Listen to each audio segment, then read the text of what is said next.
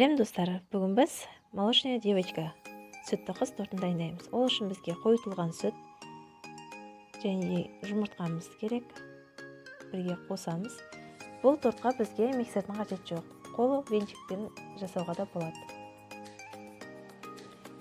Қойытылған сүтіміз бен жұмыртқамызды араластырып аламыз. Сары майымызды ертіп қосамыз.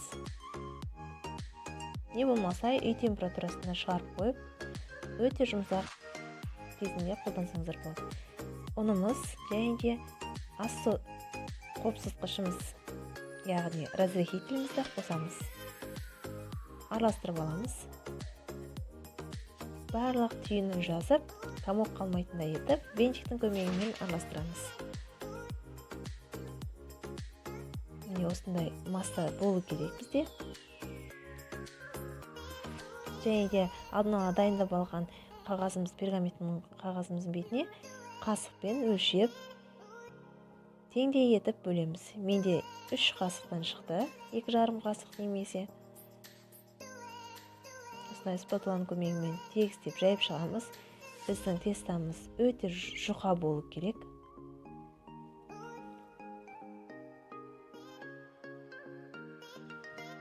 Және қызып тұрған 180 градуста пеште қызарғанша пісіріп аламыз. Шеткі жақтары қатты жұқа болмасын, піскен кезде сынып кетуі мүмкін. Бір келкі етіп жайып шығамыз. Енді кезекте крем дайындаймыз. Ол үшін творожный сыр және де қойытылған сүтті, сливкемізді қосып, крем дайындаймыз. Сливкеміз міндетті түрде бізде холодильникте тұру керек. Араластырамыз. Осындай бізде креміміз дайын болған кезде форма алып, форма не үшін? Бізде тортымыздың шеті тегіс болып шығу үшін қолданамыз. Әр коржымызға 2 қасық кремнен салып ортасына жағамыз. Көп кремнің қажеті жоқ. Егер сіздердің корждарыңыз алдын ала дайындап сәл қатырыңқырап қалса, онда пропитка жасасаңыз болады. Және де крем жағып болғаннан кейін 3-4 сағатқа холодильникке салып алыңыздар. Кремдеріңіз сіңіп, пропиткасы болады. Қалған кремімізді осылай сыртына жағамыз. Шпательдің және спатуланың көмегімен тегістеп шығамыз. Бар қалыпты етіп, шет-шетін бәрін артық кремді алып тастаймыз. Және де бұл біздің тортымызға акварель техникасы, яғни акварель техникасы деген бізде басқа бояу красительдерімізді қосып, сәндеуімізді айтамыз.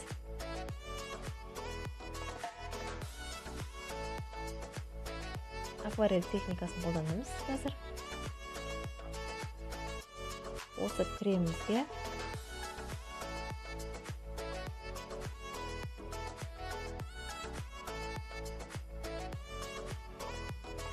осындай жетпей қалған жерлерін шпательдің көмегімен тегістеп аламыз. Артық кремдеріңізді алып тастаңыздар. Міне осындай краситель, жидкий краситель қоссаңыздар да болады. Гелевый не болмаса, құрғақ краситель қоссаңыздар да болады. Өздеріңіз қалауларының түстерін жасасаңыздар болады.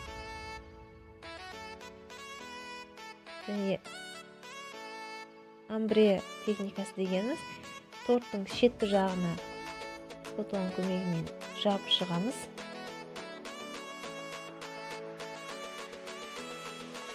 Аздап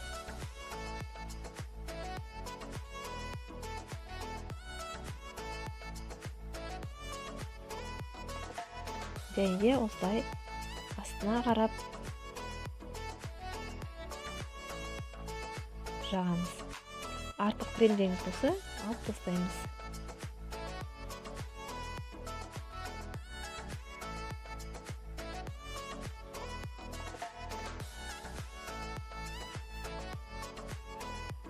Үстінен астына қарай спатуланың көмегімен түсіріп отырамыз.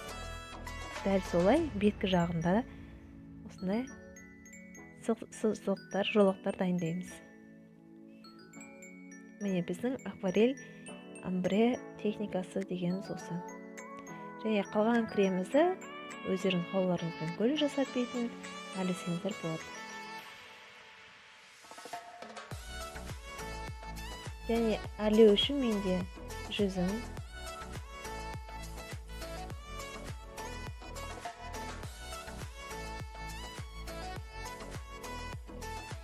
құпнай, малина қойсаңыздар болады. Өз қалауларыңызбен сәндеп әрлей бересіздер. Және де әліп болғаннан кейін де 1-2 сағат тоңазытуға қойыңыздар.